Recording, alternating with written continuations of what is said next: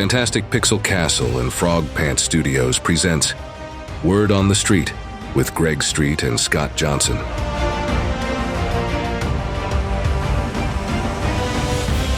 Hello, everybody, and welcome to another edition of Word on the Street. This would be episode 19, and we are in our monthly show of September 2025. I'm Scott Johnson, and I'm joined, as always, by the one, the only, the magnificent Greg Street. Hello, Greg. I guess it has been always. I don't think I've missed one. I don't think either of us have missed one. 19, wow. Yeah, I know, right? We've been here for every single one of them. We had a couple of months where everybody was traveling, and so we just didn't have one. But yeah, we've been here for 19 of these episodes, which I think makes it, if you don't count that's 19 months at least, plus a couple we missed. So we've been at this for a minute. Could have paid off. Our game should be about to come out, right? 19 months. Yeah. Could have paid off a car by now or something. I'm trying to do the math here. I can't figure it out.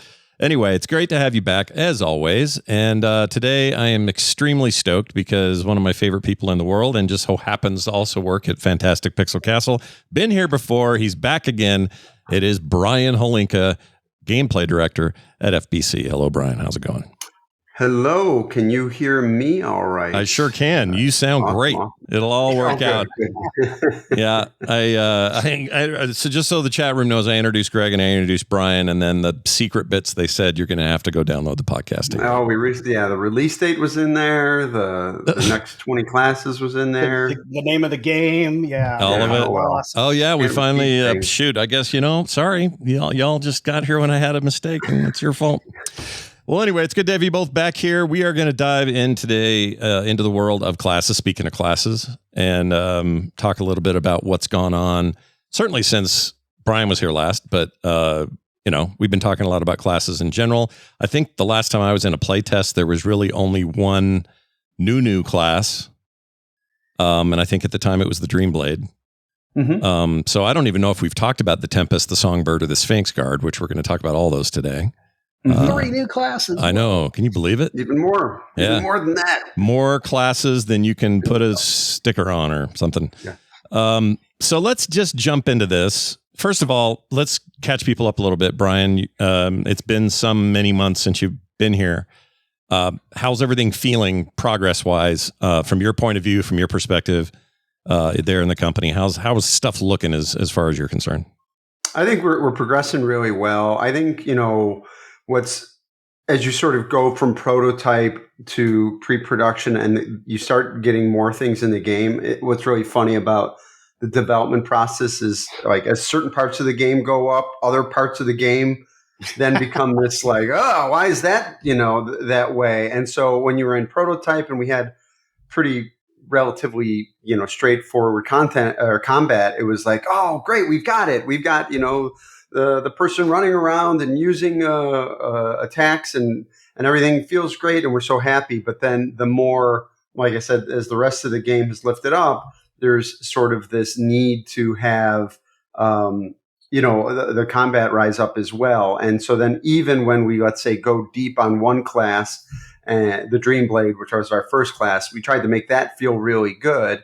And then anytime then we have prototype classes kind of, that are earlier in the pipeline, those ones, people have to squint a little bit because it's, hey, they don't have the animations yet. They don't have the visual effects yet. It's just designer initial implementations. And so they don't feel as good as some of the things we spent more time on. So I think there's that. And then I think the other challenge is just, even within certainly within the MMO player base and certainly even within our team, you have varying skill levels, you have varying levels of kind of engagement with the game in terms of how much people are playing. We obviously are doing these play tests where we bring players in and they're not playing nearly as regularly as we are. So you sort of have this different amount of exposure to the game. And so some people find themselves wanting a lot more complexity in the classes and a lot more complexity in the combat itself. Whereas someone who's just, play testing once every 3 months or once every month even, they're sort of sitting down for the first time and they haven't played the game ever. And it might be hard for them to sort of take it all in. And so you have to sort of have kind of gauge this feedback of, hey, this isn't complex or complicated enough for me. I don't feel very challenged, versus people like, hey, I'm overwhelmed the first time I sit down. So we're trying to do some things right now.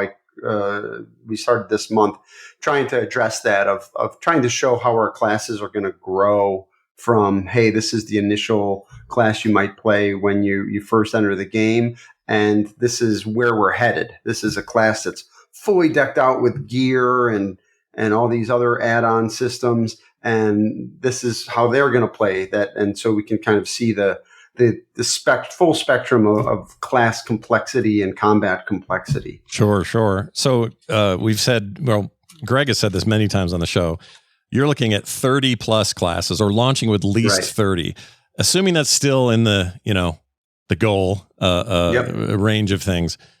I think we talked about this a little bit before, but are you feeling less daunted by that totality of 30 or so? No, I don't feel daunted by that. I think it's quite achievable. I think, our pipeline has kind of been in development now, where we're starting to name those classes. Like, I feel like during prototype, it was hard because so many things were missing, and we didn't know how we would get to that point. But now, we just recently, we have 4 main classes that we have in the game that we're like, hey, these are classes that are going to, we're going to work on these, and we're going to iterate on them, and they're going to ship. And then we, threw in 2 more, and then we've identified, basically the first 12, and Greg and I and Shanti are working on trying to identify the first 20. And so I think, we're going to be able to put them in, experiment with them.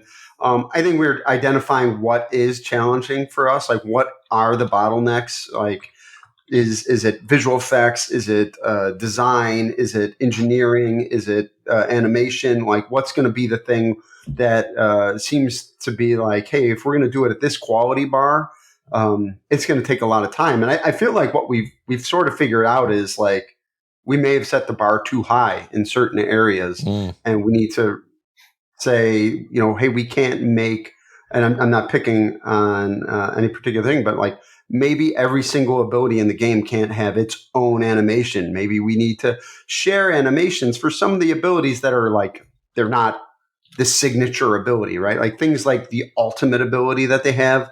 Yeah, totally bespoke, one-off things. Right. But if we're just doing, let's say, a buff, like, hey, this character is just going to put a buff on everyone. Do we have to make that unique for everyone? Perhaps not. Maybe we can do a lot more sharing. And I think likewise, we're going to find that for visual effects. We're going to find that certainly for implementation on the design side and the engineering side. Right now, every time we made an ability, it's a one-off thing. And now our tech designer is going back and sort of, she's figuring out, okay, how are we going to make that ability that we made one-off in a more modular way so that it's easier to make the next time and get faster at that. So we're getting better with all those things, and those all encourage me to feel like, yeah, we can make 30 classes. So yeah, I'm on board. I'm with it. Sweet. We're going to do it. Greg, do you concur this level of iteration and the stage we're at? You're pretty happy with where we're headed with the 30 goal? Yeah, there's kind of 2 different ways people like to design things. One is you make one thing, and then you make another thing, and then you make another thing, and then when you reach 30, you're done. I take a little bit of different approach where I like to let's take a small step on all 30, and then we can see, do we think we could do this? Are they going to be different enough? It also helps answer questions like, how many guys are going to use lightning? Do we need to have fewer lightning guys because right now we're doing too many? So I guess it's a top down and bottom up approach, and then you meet somewhere in the middle. Is there this may be a naive question, but I just have to think that if, let's say you get to 22 relatively working classes and you're working your way to 30, and you get into a play test and you realize, oh man, 4 of these are this kind of a homogenized version of each other. I guess that's just a process of all right, well, this class, we'll call it the dingus. We got to work on the dingus, make him less like the frogman or whatever. And start pulling that build out elsewhere. And you guys have said this before, and maybe Brian, you can speak to this at this stage, but the goal has never been about perfect balance between these classes, right? So maybe that makes it easier. You're not trying to PvP tune everything. You're just trying to make exciting classes that match up with their lore and their tone and their whatever. Yeah, I think it'll be, my suspicion is it will be easier for our first iterations to be more different from each other, to be different from each other. Like I think like iteration is actually what drives you a lot of times more towards homogeny, because you sort of identify the things that work. Let's say, I mean, the greatest example is builder spender, right? For like, let's say for class rotations, it's a very easy thing to say, oh, button A builds the resource, button B spends it. And that just is a generally good, solid working engine. And the more you use that, the more homogenized things feel. And I think when we initially make stuff, you really strive to not do that. So I think early on, what we're going to find is cool. We have a lot of different classes, and they're very functionally different and mechanically different. And there's going to be challenges with that. And there's going to be temptation to say, oh, let's just make it a builder spender, right? Because we know that works, and that it's easy for people to play and stuff like that. So you're certainly right that, like, what we're trying, as Greg alluded to, what we're trying to do is identify very early from a thematic standpoint that we don't have 5 lightning people or, fire people or whatever, yet still have them sort of in the same thematic factions that we have. Yeah. So it's a little easier to do that on paper and just make the themes are unique. I think the greater challenge will be making sure rotations and class mechanics and gameplay mechanics don't feel too similar. And we have some interesting experiments with that going on right now. I think 2 of the classes that we have, like, sort of in prototype right now, are very different from the other ones, the other 4 that are in game. And we just have to sort of try to work through that and unpeel the layers of, okay, is this needed, or is it still different? And don't just do what we've done. So sure. Let's talk a little. But in my opinion, the challenge will be coming up with 30 different resource systems or ways of interacting with resources. Like, that's a bigger challenge to me than necessarily the themes of a class, right? Like, you can come up with 30. I think we can come up with 30 cool class fantasies. I think what will be challenging, I don't know that we can come up with 30 different ways to use a mana bar. Right. Well, yeah, because you see this a lot. You see this a lot in like ARPGs where mana is swapped out with rage, and rage you build with basic attacks versus mana, which you just spend willy-nilly and then build back up with other kinds of attacks. That creates a lot of differences. But the one thing that kind of ties all ARPGs together, just as an example of a genre, is, for example, if you're doing mouse and keyboard control, right click, left click, kind of always going to be basic attack and one that spends whatever resource you're doing, and then you can swap those around. But really, that kind of entry point is always there. That seems like there is some advantage to that, right? Not having a completely different scheme to learn from a healer to a tank style. You want those nuances to come from what comes after those surface level early levels, right?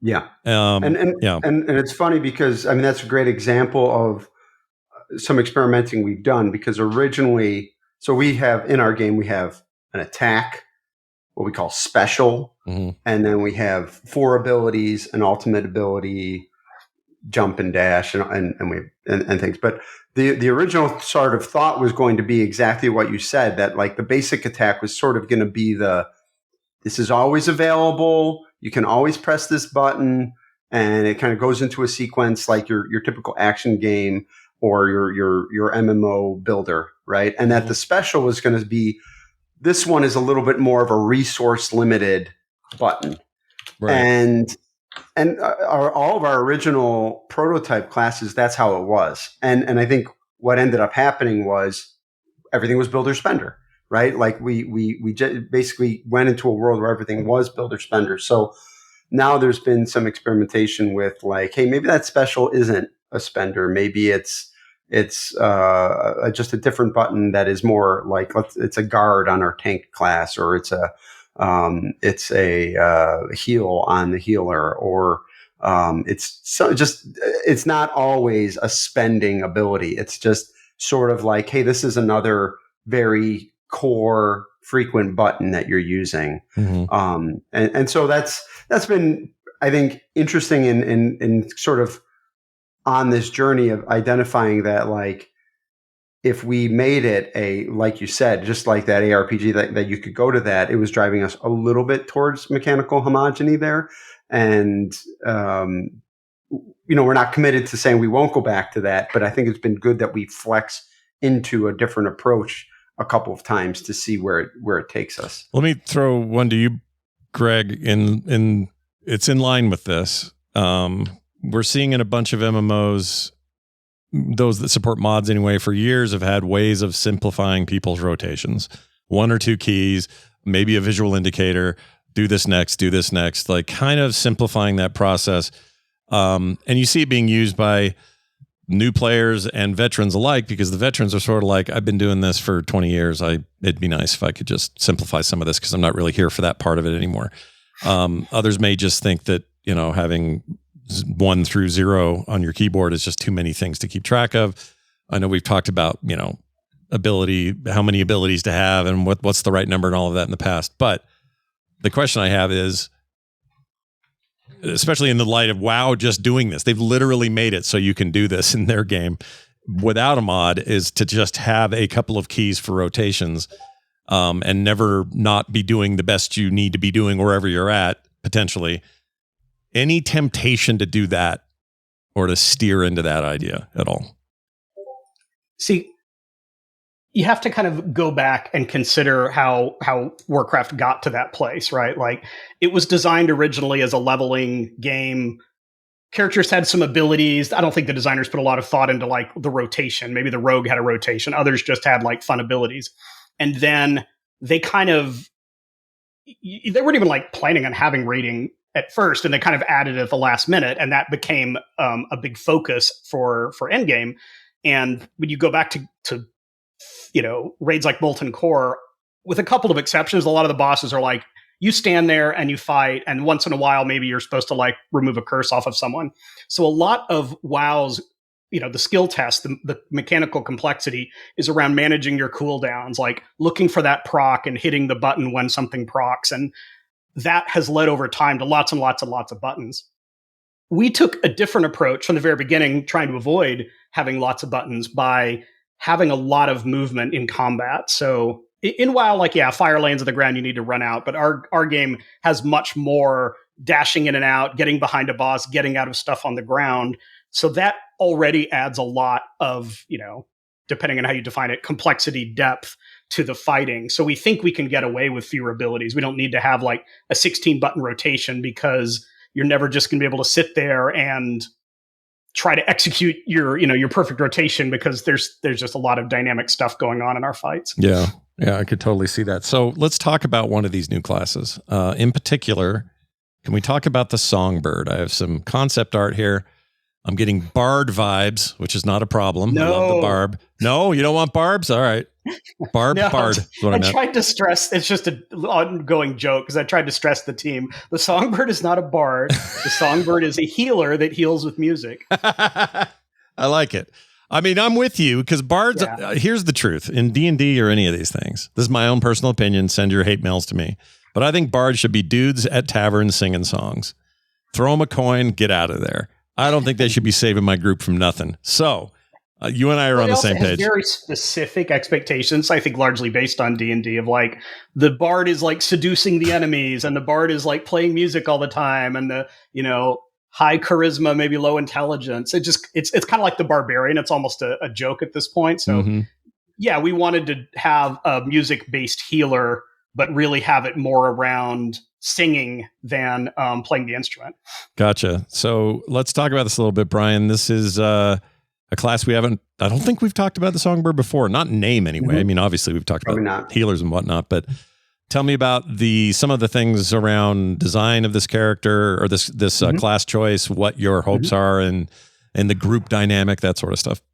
Yeah, and the class has gone through a lot of iteration, some of it based on feedback. So originally high level, okay, we're going to have this class and it's going to sing and heal you with the magical power of their voice, right? The idea being they're a member of the court and they sing to their queen to sort of, keep her, it's almost like a lullaby all the time to keep her at ease. But also that magical power, they're taking that out and they're helping their allies by singing and whatnot. But also they can use their voice to damage the enemies. And that instrument is sort of an accessory to that. I think the main thing we wanted to say was, hey, they're not, strumming the guitar and firing notes off at enemies like daggers or something like that. But so they're more of a key is that is kind of helping guide their voice to have the power. And so one thought was, okay, just kind of going on a musical vibe, thinking about the combat, nature of combat in MMO. You sort of have these moments as a healer, right? There are times where everything is going to hell and you're sort of panicked and you've got to take care of the situation right now. And that's just very up tempo, right? Like you're hitting all your buttons. You're trying to take care of everything. Your heart rate, it's almost like your heart rate goes up during these times and you've got to fix all the problems. And then you get to a point, hopefully, where things settle down, right? Like you're sort of in maintenance mode. The crisis is sort of under control and you still need to lift everyone's health bars back up. But you sort of feel like, okay, this isn't as panicked of a situation now. And then there are just moments where everything's under control. You're not worried. And I feel like that's sort of reflective of how music can be, right? Like you have just sort of the general chorus part of the song where it's like, just kind of going along. We know this melody, we know this beat. That's very easy. And then there are just very climactic moments where everything ramps up, and that's the core part of the song. So we're trying to match sort of button tempo to those moments, to that speed of and those experiences that you have healing. So when designing a lot of the abilities, that was what we were going for is, hey, things are panicked. Press your high cost instant cast buttons, and you're pressing them a lot. The rate at which you're pressing the buttons really goes up high tempo. You're selecting people real quick, but it's at a cost. And then when things are more under control, you can be more regenerating your mana using your higher your longer cast but more efficient spells. And then kind of working those two back and forth each other. We only have 4, like we've said, we have the attack. Everybody needs an attack, so they sort of an attack. But then they have a set of healing buttons. 3, they have 4 plus their ultimate ability heals. And trying to weave those all in to sort of create a rhythm to your button presses. Kind of having those buttons feed off of each other so that you're not hitting the one same button over and over again. That's kind of been the design of it. And that's kind of a high level. I could get into specific details about how we've reached this where we're at now with the design. But I think one of the things to say is we've probably done like 8 iterations of the class so far, just to try to fit it something we're comfortable with. Where we're at now. And part of that was there was a button that was like a healing beam that you kind of project out forward. As Greg said, we want positioning and movement to be a core part of playing the game, since there's not as much in ability selection. Yeah. And that just got really high. It was sort of an ancillary button. It was like a third button that you had, but players just loved it. They said, this is really cool. I like pressing this button. So sort of change the design of the class to make that sort of a big moment of the rotation that you're working towards, and letting people play it like that. So yeah, there's a lot to say about it. It's been sort of a fun experiment. And I think there's still actually more changes for us to make on it, and perhaps even talking about the resource a bunch too. So do you think a lot to say? Do you think there's that you guys will have a bigger emphasis on buffing in these obviously very group focused designs in this game so far, and the way blue zones and stuff are going to work? Clearly an emphasis on multiplayer. How important is that? Just to give a little background, back in the day, early days of WoW, and certainly before that when I was playing like Dark Age of Camelot and some of these other games, one of my favorite things was when you were doing group content, everybody really did have something to contribute. Usually just a spell, say, oh, well, everyone's got a little stone skin now because my third just can cast that on you. And in WoW, get intellect buffs from the mages and so on. Yeah. How much of that is a priority? And also, it sounds like this is the kind of class that, one of just many in the 30 that might provide it. Yeah. Well, two things. One is, like, to talk about the buff thing and talk about this healer, I just want to say, like, there are many different types of healers. There are healers that do a lot of damage. There are healers that do a little damage. And there are players who, hey, I'm a healer. I just want to heal. Mm-hmm. And then there are healers who are like, I don't want to just heal. That's boring. I also want to do lots of damage. This one is our, like, I'm a healer. I'm primarily a healer. That's the primary thing I do. Down the road, there may be more that are engaged with damage. But getting to like the mercy, we think someone, you need an Overwatch mercy to just be like, I'm a healer. I get it. I'm a pretty straightforward healer. Sure. Yeah. They can't all be like that, but you need a couple. Like in WoW, you've got priests. That seems obvious that they were meant to heal, even though they have a DPS spec. But the point is, like, you're going to have archetypes that are healer centric archetypes because players want those, right? They don't. They don't want just DPS mixes or tank mixes. They kind of want to be that pure. Or someone who's healing for the first time, they're going to be like, what's kind of the most straightforward? Like, I don't want to get into like multi-hots and stuff like that. Just give me the holy priest, give me the mercy character. Right. And that's the Songbird. Yeah. And the reason I brought that up, talking about your buff comment, was just, I think there's two types of answers to your question. There's like, hey, I want to be the class that's just buffing people. That's what I do. The support class, they don't. And then there's, everybody brings something to the party, like a group buff that has some value, like your arcane intellect or your mark of the wild. And we think there's a lot of value to those kind of altruistic, hey, I've made the group better. I think a lot of people have a feeling or a story, like you said, of when you first started playing the game and you saw like, oh, I bring, everybody's spell damage is up, right? And you actually like would explain that to your friends. I remember people explaining that all the time to me, like, oh, well, hey, I'm going to give you your arcane intellect, and now your intellect's higher, and so your spells do more damage. And I'm like, oh, cool, that's great. And I think there's a very cool initial player appeal to that, and there's always a lot of fun from a social standpoint of you're walking through town, you see a stranger, you throw that buff up on them, and that's a cool social interaction.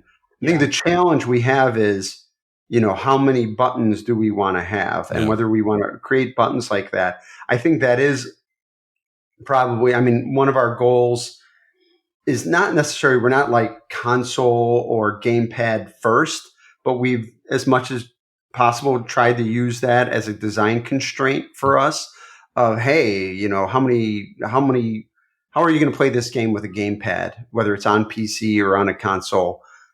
Can you play our game with a gamepad? We wanted it to be possible, and not to be this incredible dexterity experiment.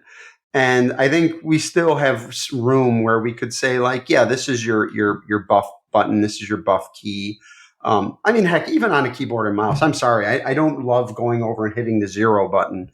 That's not something I necessarily want to do in the middle of combat, and not something that I generally did playing World of Warcraft either.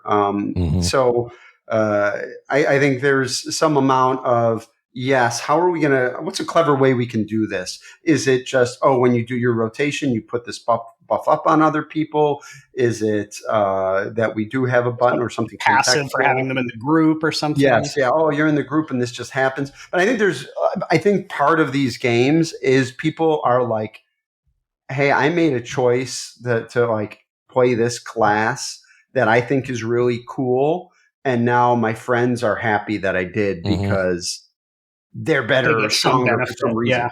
Yeah. The Mercy comparison's a good one because I can say as a Overwatch player, when I get into a match and I see that we have a Mercy, I go, all right, that's good. Or at least at times our Mercy, was not OP, but at good times in the meta in that game, that would always be a really good feeling. And sometimes it would be enough for me to go, well, I'll be Mercy if no one's going to be Mercy.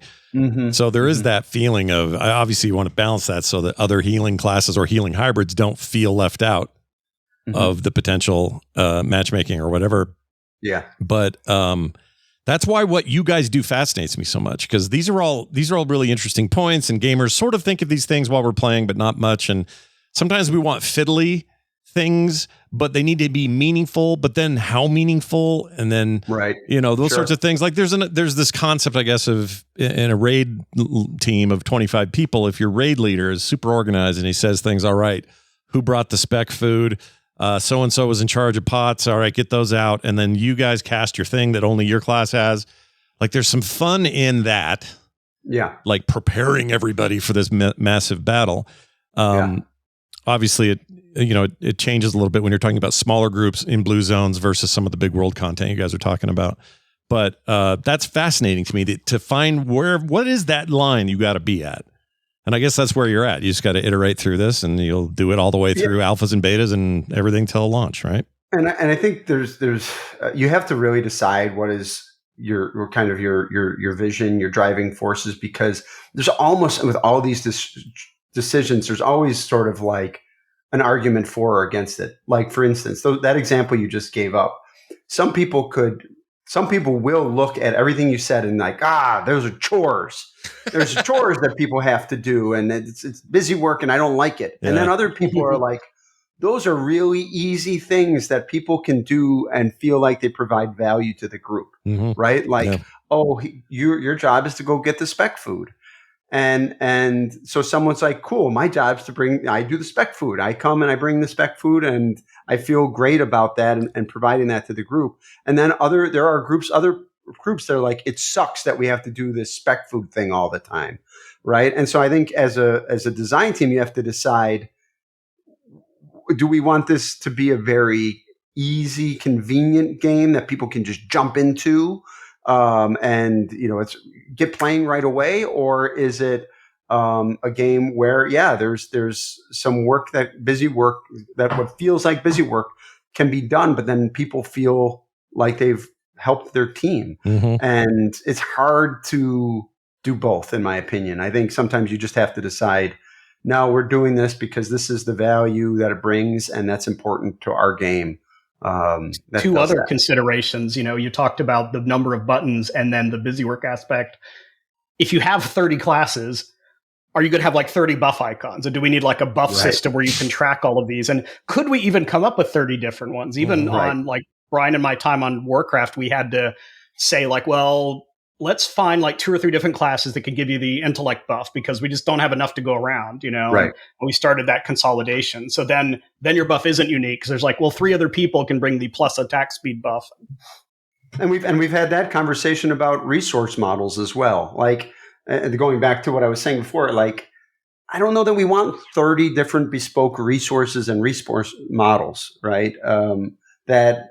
Because we would like people to be trying different classes, and if every time you load up a new class, you're like, okay, it's time for me to basically get my PhD in a new RPG class, it's going to be difficult. So this is one of those places that we may say, hey, accessibility and familiarity, approachability, those are more important to us than uniqueness all the time. So to Greg's point, maybe there are some shared buffs, and there's 2 or 3 classes that bring a particular thing. And then you also just, balance is also a big challenge of, okay, if you can come up with 30 unique different things and make sure they're all equally important to everyone, you're awesome. I mean, you're an incredible designer, and we want you on the team. Yeah, you need to work there. Yes. Before we get deep into the Tempest, I did have this question about how do I put this in a way that makes sense? So you've designing classes to work well with each other, obviously complement each other so that a group is a good, effective team.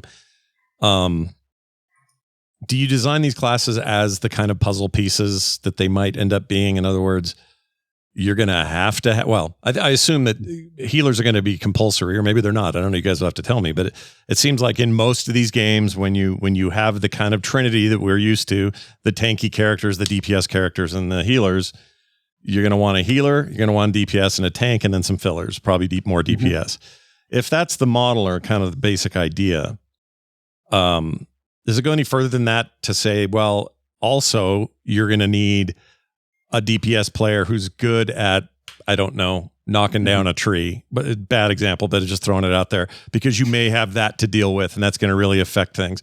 And you'll need another guy who's good at digging holes.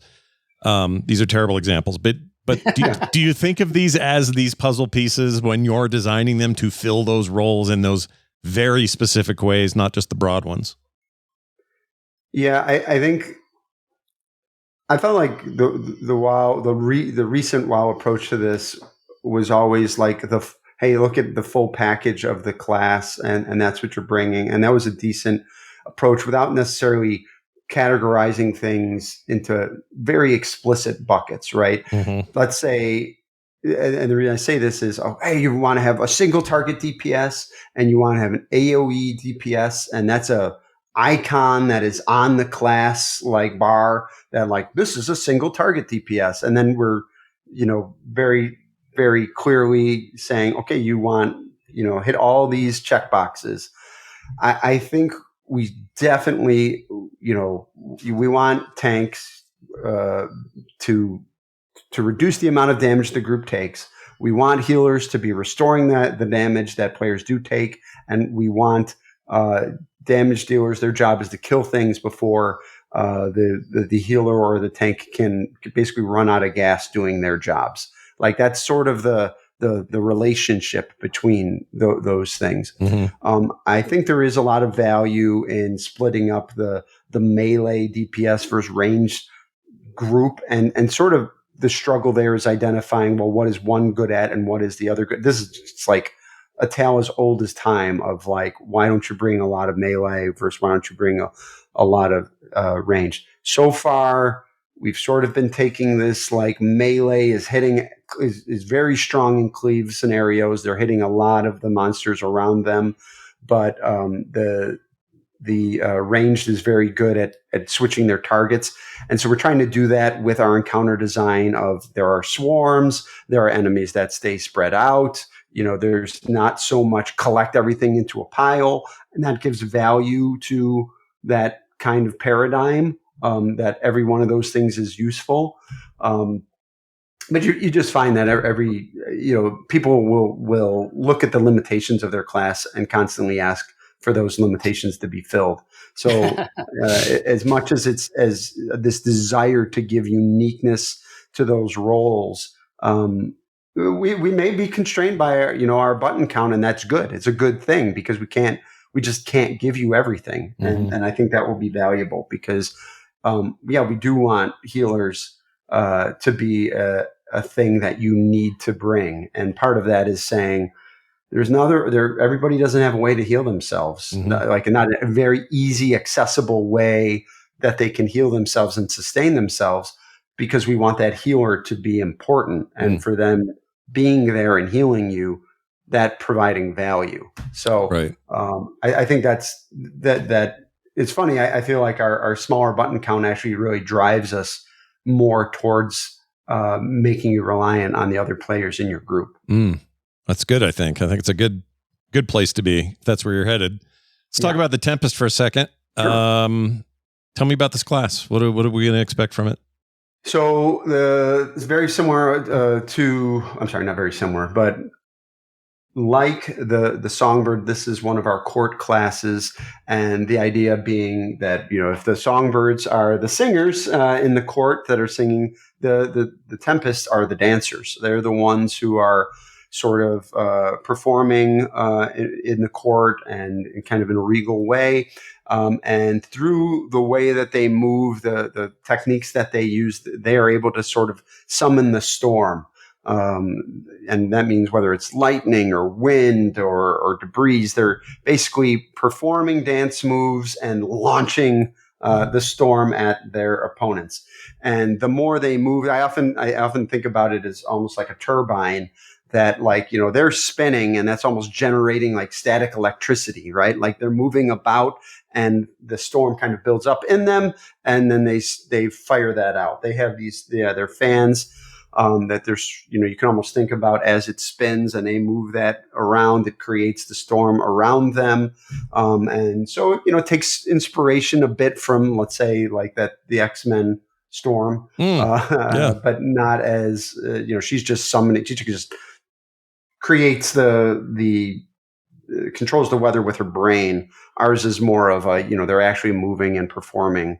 And that's what's creating, projecting lightning out at their enemies or knocking people back with the wind. But it's all about you know, how the way that storms build up and then release themselves onto the world. Are they? So that's very similar to what they're doing. Would you say they are these a multi-spec kind of elemental class? I can choose to do electrical stuff, earth stuff, you know, fire, wind, whatever. No, we're not doing specs per se. We're not saying, hey, you're going to be a wind tempest or you're going to be a lightning tempest. Like they have the way that will work. I'll have to ask. I don't know how much we're talking about blue zone and progressions and the directions you might take in a blue zone with radiant feats and whatnot. But I think it's fine. Yeah. Yeah. We only have so many minutes in this podcast, but right. Yeah. But, you know, there are ways you might take the class based on some bonuses that you select in a particular blue zone. But generally the ability set remains the same. The rotation, what you have available to you, is largely dictated by the way the class is designed. So, right now they're all about, they build up their storm, which is represented through their resource bar, and then they just, you know, start unleashing it on everything around them. I'm just digging through some of this concept art, and they have me very excited. I like this kind of stuff a lot. Yes, they're fun. They're fun. They've been very popular. You know, Dancing Storm Witch is a pretty popular fantasy. Yeah, more than I think. It's funny because everybody thinks not gender locked or anything like that. Like our concept art, and we start with a model that's male or female, but you could be either when you're playing the game. Yeah. And I people always think what they want is just, well, I want wizards with the wizard business, and I want tanks with huge axes and stuff. And while I'm guessing in these 30 or so classes, there would be plenty of those sorts of combinations or choices. You guys are clearly, especially this early, going for stuff that you just don't. I don't see these kinds of classes in other stuff. Maybe effectively, the Songbirds bardish adjacent, but it seems like you guys are going in directions that are making a lot of diversity here, and I think players are going to really like that. Yeah, for sure. We're it's funny. I think when Greg and I and Shanti were like kind of going over like Greg said, that exercise of like, hey, let's look at the full suite of classes that really decide what we have in common. And there was a lot of, you know, actually we need a Gandalf, right? Like we just you need Legolas, you need Gandalf. You need, you know, people will want to be like, where's the archer in this game? Because I like, where's the like daggery rogue stealthy guy? You know, there's some that there's just an assumption by players that you'll have something in that space. Yeah. And so a lot of our first ones aren't that way, but you know, like Songbird is not necessarily just that the Healy priest character, right? Like I think a lot of people expect there's going to be a cleric. Right. And, you know, we don't necessarily have an initial cleric class. We don't even, I mean, part of our IP, we don't really have clerics or priests, so we have to figure out a different way to do healing. Right. But even early on, like I was really inspired by games with kind of offbeat classes a little bit, like Gloomhaven, Pathfinder, Darkest Dungeon. All of those have, I've talked before, Darkest Dungeon doesn't have a rogue. It has a highwayman, just a little different, but not so weird that players can't understand. Like, hey, the Tempest, it's a Storm Mage, it's X-Men, it's something that's accessible. It's just not super common. Sure. Yeah. Well, I like that approach. A fresh spin on it even. Yeah. Well, speaking of spins, let's talk about the tank, the Sphinx Guard. I don't have any art for this to show, but my brain is already making some. Tell me about this tankish character and what sets him apart from your average tank expectations. So I'll maybe reveal the Sphinx. Maybe I'm gonna ask Greg to speak to the Sphinx part of it, but I'll at least explain the fantasy. We have a faction called the Academy, which is sort of people who are investigating all the magical and mystical arts of the universe that we're creating. And this particular tank is a member of that academy. And at least what I would say the concept art is here is imagining someone with a giant sort of tower shield, but in their offhand, it's full of energy. It's full of magic, right? And what they're doing is sort of in creating that shield, it's a sort of a conduit of their magic power that they can use to protect people. But when they're actually fighting, they're kind of empowering they're just using magic off their hand. They're not a long-ranged class, but rather than using essentially an axe or a mace to punch people, they're sort of pushing. They're punching with magic, right? They're punching with like mystical force, like arcane forces or whatnot. Right. And their let's say their armor is maybe more of a medium armor. They're not necessarily a big plate tank class, but they're sort of this. Hey, I've got this big shield. I'm using magic to fight people and kind of protect them. And so it's not necessarily your traditional warden or plated guard tower. King's Guard type of a tank, but instead someone who's wielding magic with a giant tower shield. And that fist of power, we'll call it for a second, just for my own brain. My brain starts to go, all right, well, what's itemization like on that hand? Are there, is he getting runes to plug into his tower shield and those? Now he's got an ice fist, better DPS and freezes enemies for a minute. Is that kind of the idea moving forward with that? The way, just to delve into itemization for a little bit, the way we are going to do itemization here is not have like each hand is a weapon slot. It's more of like you have your weapon slot. And for some classes, that may be 2 swords. For some classes, it might be the fan. For this class, it would be the tower shield and not necessarily like a gauntlet or a power fist weapon or something like that. It's just, hey, you've got the shield, so you don't necessarily have anything in that hand. Would that change if you got better shields down the road? Is it the shield that gives you the magical power in your melee hand? Okay. Yes. Okay. Yes, that's right. The same way, like the Dream Blade uses a sword, a great sword, and the Tempest uses war fans.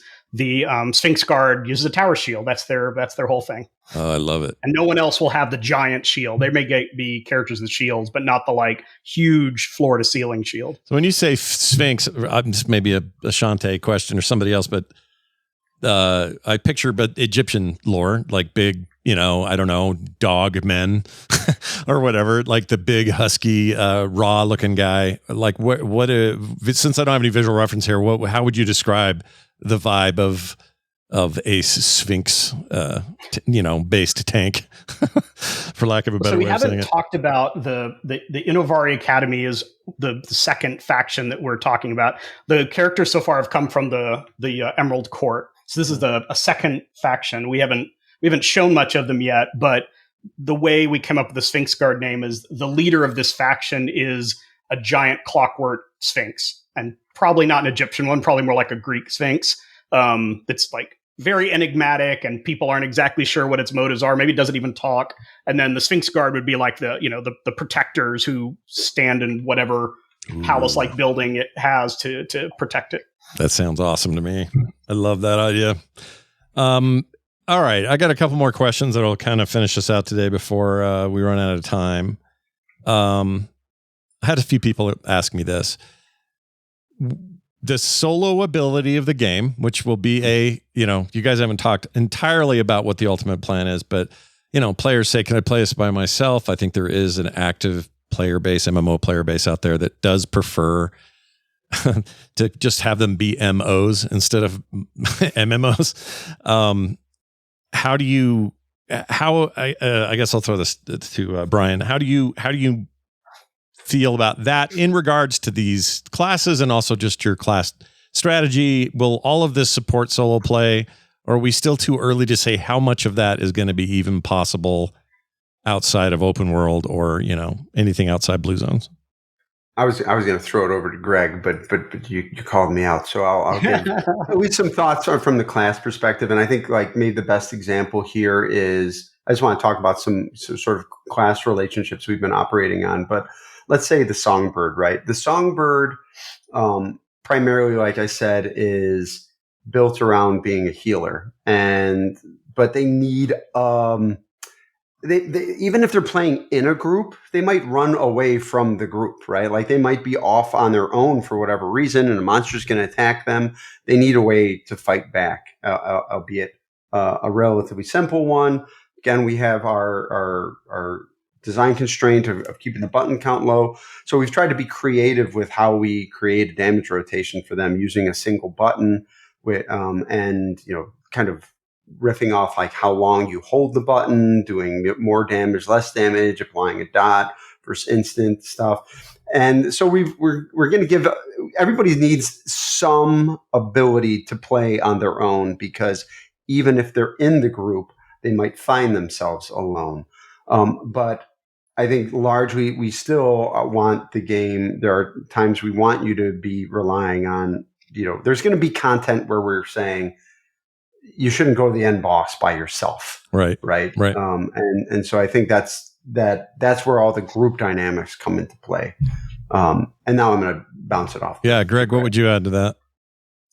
So we think the reason you should play a massively multiplayer game is you want to experience other players. So there are players out there who will say, I love the MMO, but I want to just play it as a solo game. I basically want to turn off the other players. And frankly, that they will not like this game. Like, we're not building a game for people who want to be able to solo everything. We're also not like forcing you to be in a group 100% of the time. Like, sometimes your friends aren't online, or sometimes you're just not in the mood, or you have 10 minutes. You just want to do some stuff. Yeah. So you can play solo in the game, but it is not a game designed for solo players, if that makes sense. Okay.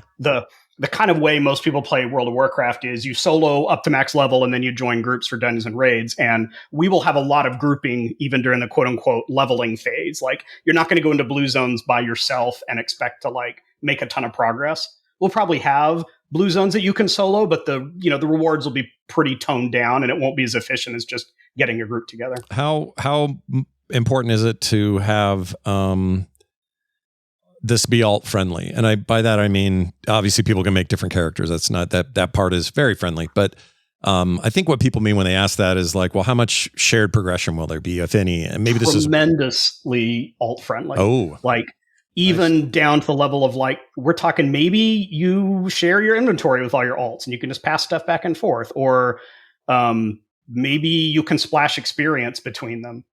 The way our campaign works is it's divided into these scenarios, which are essentially blue zones, and you can go back and replay any of them as much as you want. So that kind of solves the problem of, I have to play through the whole campaign again on every alt. It's like, no, just skip around, do the parts you want to have the experience you want.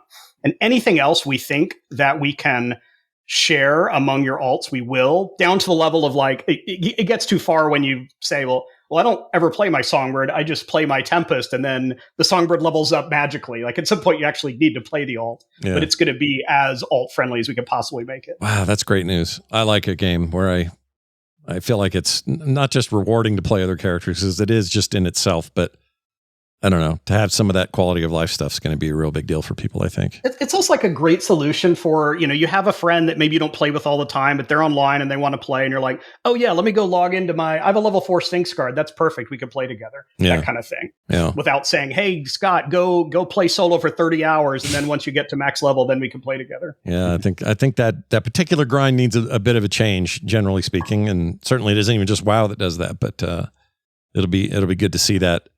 Let me ask one final question. Any big changes coming to the Dreamblade since, let's just say since I last saw it, because I haven't seen it in a while. But how is progression on that character going, Brian? Are we feeling good about that guy? Yeah, I think that one's actually been the focus of our kind of end game complexity experiment. So I think part of that has been really making that rotation a lot more interesting. And with a limited number of buttons, I think you have to sort of say, how are we going to do that situationally in the game? Like, what are we going to have the monsters do? What places are we going to put you where you say, I'm going to press a different button now? And I think a large of that is leaning us more into, hey, the sort of the damage types that we have. Whether it's, we have 3 main big categories of damage, which we call physical, elemental, and magical. Mm-hmm. So you imagine physical as things like slashing and piercing and bleeding and those types of things. Elemental is fire and ice and wind and lightning. And then magical is basically anything that you wouldn't put in those other 2 categories. So like, necrotic and dream and arcane or whatever. And riffing on that a little bit, that the Dreamblade is a character that lives in both the magical and the physical, right? They have some slashing attacks and they have some magical attacks. And up to this point, we haven't really done anything with that. We haven't made that really an important element. And so there's 2 ways to do that. One is, we just create situations in the rotation where it's like, bam, hey, all your magical attacks are way more important now. So you might want to prioritize them instead of your physical attacks, because during this moment, whether it's just a simple proc or from an attack, or whether it's the shield that the enemy is using, those abilities their priority has just gone up. And likewise with the physical attacks, it could be that way. So whether it's the enemy you're fighting is a little bit more vulnerable to your magical attacks right now, or your rotation has spiked up those abilities, that's something we're working with in our end game kind of project right now to highlight, hey, even with this simple set of abilities, we can make these rotations a lot more interesting and complex. Well, and so it's the funny thing about that is, like, someone could just keep playing the game normally, right? Yeah. And they're going to be okay. But someone who's like, no, I want to be optimal at all times, they're going to respond to that and get a little extra performance boost. Well, you guys, I feel like you've gotten a full plate this month. There's a lot to think about. Yeah, lots of good stuff. Very exciting stuff. There's one final question in the chat that the answer's already no, but Cody asked, can Blizzard borrow Graham back to fix the augmentation evoker? No. No, they can't have him back. Sorry. I don't think he would go anyway. No trade backs. Everything's Even if good. we sent him, he'd say no. Yeah. So you guys will have to just bug Blizzard on that one. Well, this is good stuff, Brian. Always a pleasure, man. I can't wait till we get to do this again. We'll get another, 2-3 classes down the road, and we'll have you back to talk about those. Great having you on as always. And of course, Greg, it's always fun having you on, man. Is there anything you want to mention or anything coming up you want to leak or tell people just before we go? Thinking, what are we gonna do for like big episode 20? I feel like that should be, something special. Something. I don't know what. We'll think of something. Do it live. Oh, no, I'm kidding. Whoa. Wait, we're already doing that. Darn it. I know. We'll think of something fun, but no matter what happens next time, I promise it'll be good, because that's what this show does. It's nothing but good stuff. Thank you all for listening, for joining us. If you're looking for more, go to fantasticpixelcastle.com for all things about Ghost. One day we will have a real name. For now, it's still called Ghost. You can find this show and all of its info at frogpants.com/street. And if you're looking to contact us, the details are there as well. Keep that feedback coming. Thanks to the chat room. Thank you to everybody, including Faye, for helping this happen today, and John and everyone else who is involved in making this show happen. We really appreciate it. That'll do it this month. We'll see you next time for more of Word on the Street.